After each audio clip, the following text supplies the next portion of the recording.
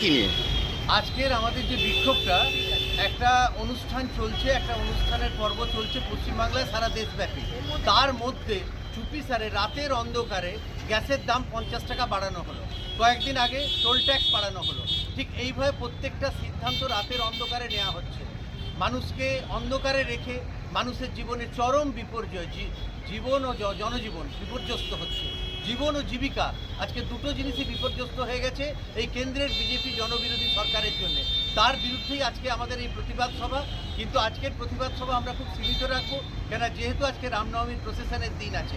কিন্তু এরপরে আমরা বৃহত্তর সর্বস্তরে আন্দোলন আমাদের দলের তরফ থেকে হবে। কখনো ওষুধের দাম বৃদ্ধি, কখনো গ্যাসের দাম বৃদ্ধি, এবং প্রত্যেকটাই দেখা যাচ্ছে রাতের অন্ধকারে হচ্ছে। এই সরকার কার লক্ষ্যে কাজ করছে?